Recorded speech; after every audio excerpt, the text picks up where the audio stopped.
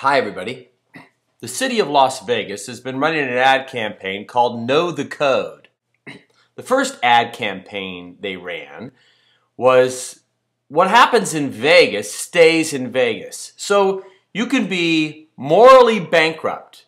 You can do whatever you want in Las Vegas, and you and your friends know that what happens in Vegas stays in Vegas. So, it's pretty sick. It's a pretty sick ad campaign to say, you know what, you can break the law, you can be immoral, you can cheat on your wife and come back with a disease on your private parts and give it to your wife. And all your friends and you are going to be quiet about it.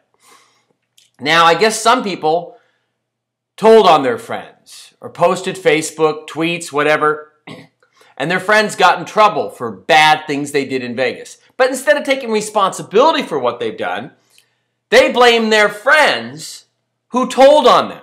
And I've seen it happen. A guy goes down to Vegas with his friends. He sees his buddy cheating with all these other women, having sex with strange women. He calls his wife and tells his wife, I got to get out of here. I'm not hanging out with this guy. Word gets back around to the wife, and guess what? His friend who was cheating now hates his guts and considers him a scumbag. And guess who else hates his guts? That guy's wife. The guy's wife of the guy who was cheating. Both of them hate the guy who told. Nobody wants a snitch. Even if the snitch is giving you information you need. It's not a snitch. And so now, Las Vegas, I guess they were losing money because people were getting caught doing bad things down in Vegas by their friends, by Facebook, by Twitter. So now they got a new campaign called Know the Code.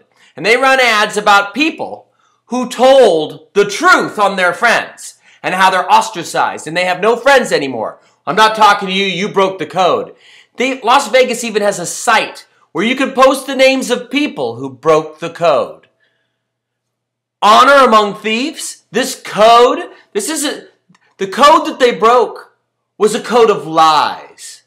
And Las Vegas would have you think and consider that we should publicly shame and humiliate those who whistle blew and broke the pack of dangerous lies.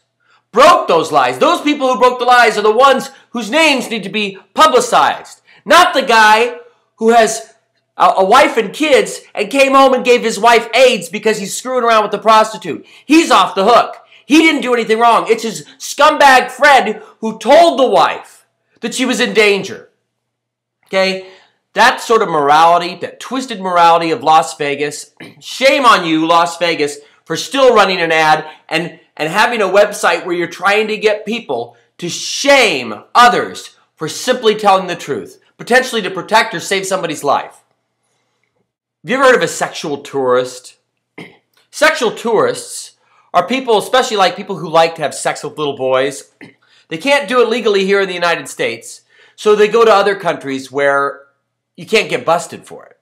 Then when they come back here, if America finds out they were down there molesting little boys, even though they did it in a country where it wasn't enforced, they'll bust you here for crimes you did off the continent. If you take money that's supposed to have taxes paid on it, you hide it in a Swiss bank account on another land in another country to avoid paying taxes. If America can get its hands on that money, they'll arrest you and they'll take that money. You can't leave the borders of the United States and not be held responsible for being an American and for being a citizen in the United States. That being said, that's what we did with Guantanamo Bay. We go down to Cuba and we say, hey, we're America and we're following all the rules for America. But when we're in Cuba, we're not really America. So we can take people, not just to Cuba, to other places where our rules that we live by that protect us, that govern us, our morality.